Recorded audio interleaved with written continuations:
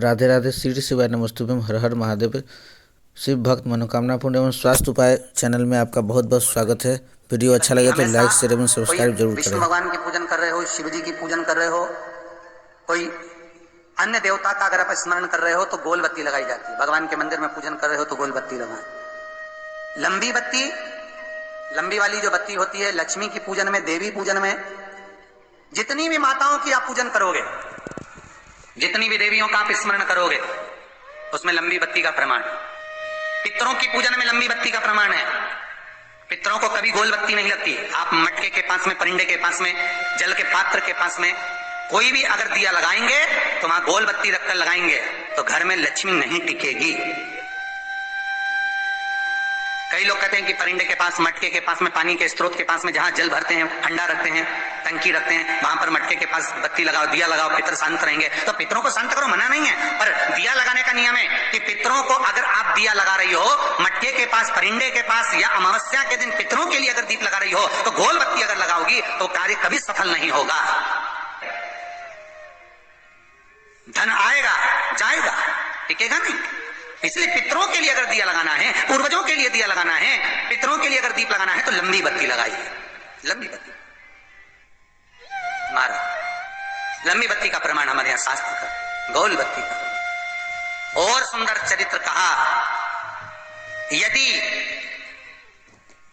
आपके जीवन में बहुत ज्यादा लक्ष्मी से तकलीफ है, कष्ट बहुत ज्यादा है, या इसलिए शायद कहा जाता है कि भगवान को सर्वश्रेष्ठ कौन सा चंदन अच्छा लगता है। आपको पहले भी कथा में कहा, आगरा की कथा अगर किसने सुनी होगी तो उसमें वर्णन किया। भगवान को सर्वश्रेष्ठ चंदन कौन सा, भगवान को सर्वश्रेष्ठ चंदन कौन सा प्रिय है, वो कौन सा चंदन है जो भगवान विष्णु को लगाएं, राम को लगाएं, कृष्ण को लगाएं, वो कौन सा चंदन है जो श्री हरि को लगाया जाए। तो जीते जी भगवान विष्णु एक बार गले लगाते हैं, उसको कहते हैं हरि चंदन। कौन सा चंदन है? हरि चंदन। हरि चंदन बाजार में नहीं मिलेगा, हरि चंदन आपको बनाना पड़ेगा। कैसे बनाना है? तुलसी जब सूख जाए उसकी जड़ को निकाल लिया जाए, वो जड़ को पानी में धो लिया जाए, धोने के बाद उसको सिलवट्टे पर, पत्थर पर घिसा जाए और घिसकर उसमें थोड़ा सा कुंकू, रोली डालकर तैयार कर कर जो भगवान विष्णु के मस्तक पर, कृष्ण राम के मस्तक पर लगा देते हैं और उसकी एक बिंदी अपने हृदय पे लगा लेते हैं, जीते जी भगवान एक बार उसको गले लगाते ही हैं। हरि चंदन प्रियता। जैसे शिव महापुराण में रुद्र चंदन का भाव है, शिव महापुराण में रुद्र चंदन का प्रमाण दिया जाता है। अगर आपने लिंग पुराण पढ़ी हो तो उसका 5वां स्कंद अवश्य पढ़िएगा महाराज। और शिव महापुराण अगर पढ़ रहे हो तो उसका कुमार खंड पढ़िएगा, जिसमें रुद्र चंदन का प्रमाण है। रुद्र चंदन कैसा? रुद्र चंदन का प्रमाण कैसा? तो महाराज कहा, चंदन घिसकर, पीला चंदन घिसकर उस चंदन को 3 मुखी रुद्राक्ष पर लपेट लिया जाता। 3 मुखी रुद्राक्ष पर उस चंदन को लपेटा जाता। लपेटोगे उसके बाद उसको ऐसा गोल करोगे तो एकदम चिकना हो जाए, एकदम चिकना, ठीक है, एकदम चिकना हो जाए। और उस चंदन को आप शिवरात्रि के दिन, और कोई से भी महीने की शिवरात्रि, किसी भी महीने की हो, सब फलदायी होती है। अगर आप पंचांग में देखेंगे तो शिवरात्रि लिखी हुई आती है, हर महीने शिवरात्रि पड़ती है। किसी भी महीने की शिवरात्रि पर रुद्र चंदन, अर्थात जो चंदन का आपने 3 मुखी रुद्राक्ष में लेपन करा है, उसका गोला बनाया है, वो चंदन अच्छा मोटा मोटा कर लेना, अच्छा बढ़िया, ऐसा नहीं थोड़ा बहुत ही लगाओ, पूरा रुद्राक्ष दिखना नहीं चाहिए, पूरा लपेट कर उसको शंकर के शिवलिंग पर ले जाकर रख दीजिए और फिर धीरे धीरे शंकर भगवान का जल अभिषेक करना प्रारंभ कर दीजिए। वो चंदन पूरा धीरे धीरे शंकर के शिवलिंग पर डलना चाहिए। शंकर के मूल मंत्र श्री शिवाय नमस्तुभ्यम का जाप करिए। ये कहलाता है रुद्र चंदन। इस चंदन के अभिषेक से महाराज जो काम नहीं होता आप कर कर उस कार्य को प्राप्त कर सकते, सिद्ध कर सकते। रुद्र चंदन, हरि चंदन, रुद्र चंदन, ये वो चंदन है जो जीवन का सुख प्रदान करने वाले, हरितत्व देने। मंगल है, राहु है, केतु है, दशा बेकार चल रही है, लक्ष्मी नहीं आ रही, कष्ट बहुत है, फैक्ट्रियां नहीं चल रही, कहीं मत जाओ, मेरे शिव की शरण में जाकर एक बार शिव महापुराण को पूरी सुनो, शास्त्र के हटकर कुछ नहीं बोलेंगे। जो शास्त्र सम्मत है, स्कंद पुराण में, विष्णु पुराण में, नर्मदा पुराण में, लिंग पुराण में, शिव महापुराण में, भविष्य पुराण में जितनी जितनी बातें लिखी होती है उसको छाट छाट कर लेकर आते हैं, आपको बता देते हैं कि आप ये कर लो, उससे फायदा मिल जाएगा। कोई ज्योतिषी नहीं, कोई कुछ नहीं, बस केवल भजन करो, शंकर का अनुमोदन करो और विश्वास रखो शंकर पर, तो किसी को 1 रुपया देने की जरूरत नहीं पड़ेगी। भजन करो, विश्वास शंकर पर रखना, जन्म मरण और परण वो देगा, सुख वो देगा, समृद्धि वो देगा। जिसके घर में बहु रिद्धि सिद्धि हो, जिसके घर में अमोद और प्रमोद पोते हो, जिसके घर में शुभ और लाभ दरवाजे पर बेटे बनकर विराजमान होते हो, जिसके घर में स्वयं अखंड सौभाग्य देने वाली पार्वती हो, जिसके घर में लक्ष्मी देने वाली लक्ष्मी बेलपत्र के पेड़ के नीचे झाड़ू लगाती हो, जो स्वयं सरस्वती को स्वर प्रदान करता है वो शंकर है। जब सब कुछ उसके पास में है, कुबेर का खजाना वो चोर को दे देता है, जब सर्वस्वता उसके पास है, तो आप इधर उधर डोलते क्यों हो?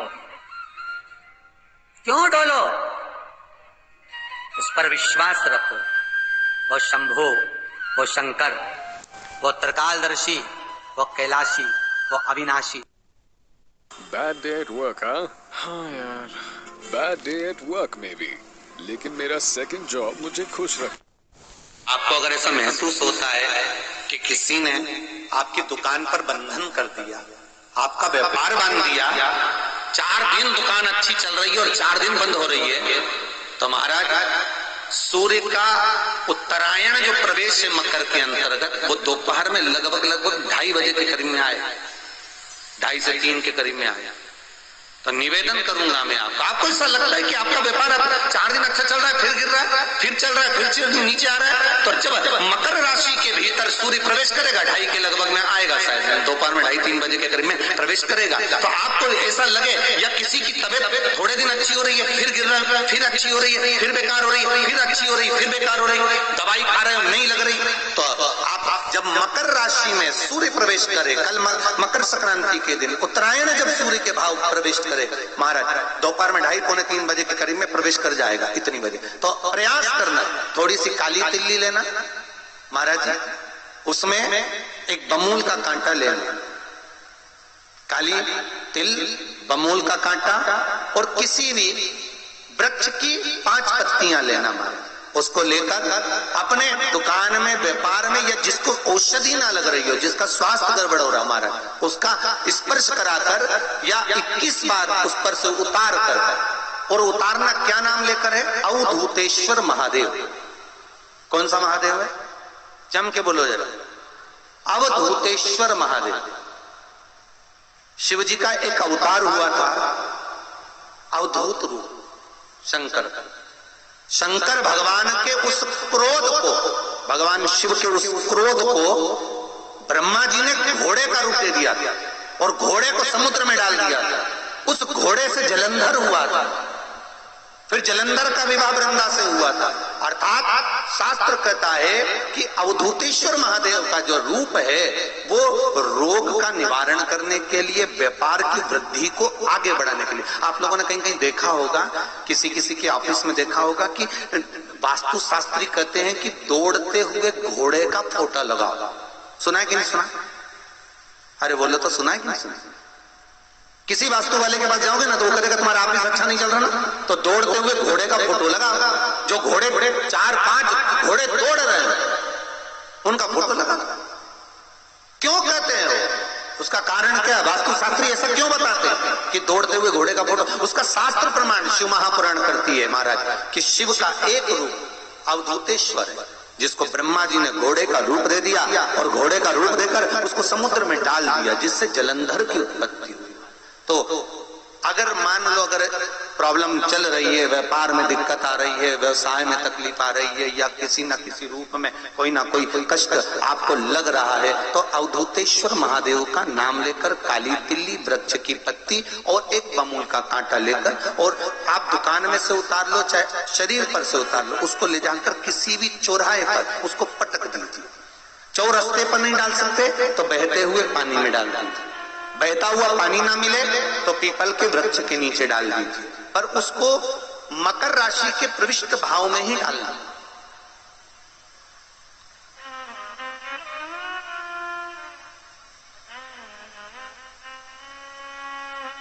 रिश्ता। हमारे हिंदू धर्म में जितने भी त्योहार आते हैं ना, ये त्योहार कोई साधारण नहीं होते। हमारे हिंदू धर्म में जितने भी त्योहार हैं, ये कुछ ना कुछ हमें सुख का भान कराते। एक भी त्योहार ऐसा नहीं है हिंदू धर्म का जो कि खाली जाए।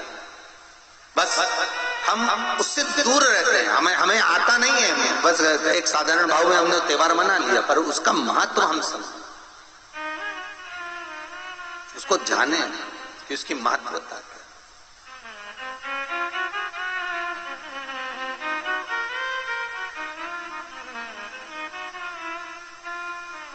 बस हृदय चित्त लो।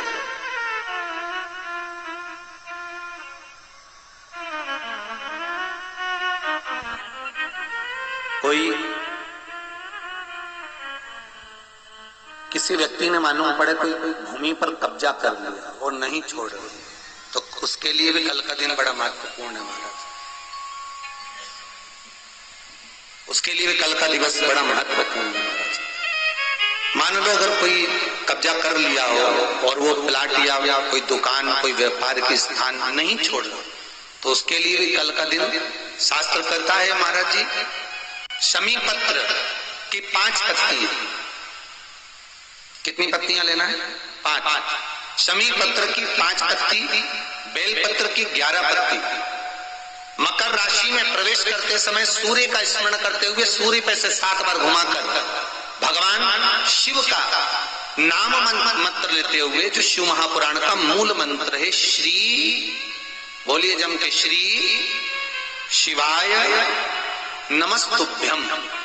शिव महापुराण के मूल मंत्र का स्मरण कर सूर्य पर से घुमाकर शंकर भगवान के शिवलिंग पर जो समर्पित कर देता है और चढ़ी हुई एक बेलपत्र शमी पत्र उस स्थान पर डाल देता है जो कब्जा नहीं छोड़ रहा, महाराज 6 महीने के अंदर वो कब्जा छोड़कर भागता नजर आता।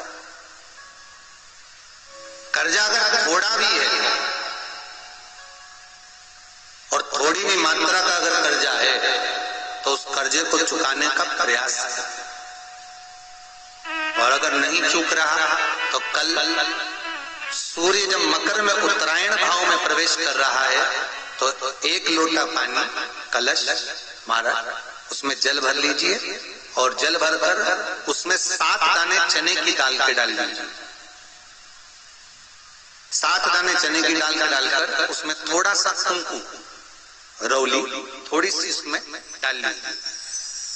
3 शमी पत्र, 1 बेल पत्र उस जल के अंदर डाल लीजिए मारा, और डालकर सूर्य नारायण भगवान को दर्शन करते समय, जल छोड़ते समय उत्तर की ओर, आपके घर से जब उत्तर का जो भाग हो उस ओर जल का भाग थोड़ा सा छोड़े।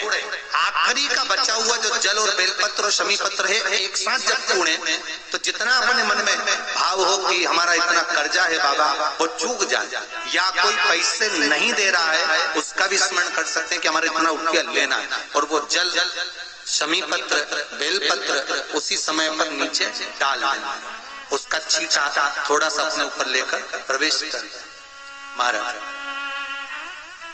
ज्यादा से ज्यादा 5 महीने 6 महीने कहीं ना कहीं बाबा इसकी कृपा कर देता है, कोई सहयोग, कोई धन, कोई संपदा, कोई व्यापार ऐसा बना देता है कि पैसा हाथ में आता है और कर्जा चूक जाता है। ये बाबा ही। और एक बात का याद रखना, हमें किसी से लेकर नहीं देना कर्जा, भगवान से ये निवेदन करना है हमको कि बाबा हमको ऐसा व्यापार दे, ऐसा धन हमारा खुद का दे जिससे हम अपने पैसे से कर्जा चुका। मालूम पड़े कर्जे मुक्ति के लिए कल आप लोग अर्घ अवश्य दें, सूर्य का स्मरण करें, सूर्य देवता का, और अर्घ प्रदान करें। निवेदन एक और है, जिनके शरीर धूजता अर्थात हाथ पैर में कंपन उत्पन्न होता हो, या हाथ पैर में कहीं कंपन का भाव लगता हो, ऐसा महसूस होता हो कि हाथ पैर धूजते हो, तो कल सूर्य को जब अर्घ दें तो उसमें काली मिर्ची पीस कर डालकर फिर सूर्य को अर्घ मारें। अर्घ देने के बाद में जो जल आप जमीन पर छोड़ेंगे उसका भाग थोड़ा सा अपने शरीर पर लगा लेंगे, जहां जहां पर कंपन उत्पन्न होता। या कोई डॉक्टर आपको बोल रहा है कि बाईपास करवाना पड़ेगा या कोई नस चौक हो गई हो, तो उस स्थान पर भी आप उस जगह पर भी उस जल को अवश्य लगाएं। काली मिर्ची का पीसा। कल मकर संक्रांति है, भगवान शिव के पूजन का भी दिन है। खूब प्रेम से आप खिचड़ी का दान दो, लड्डू का दान दो, अन्न दान दो, पर दान पुण्य संकीर्तन स्मरण करते थे। और कम से कम 14 लोगों से हर हर महादेव तो कह लो, नमः शिवाय तो बोल लो, राम राम तो बोल लो, कृष्ण नाम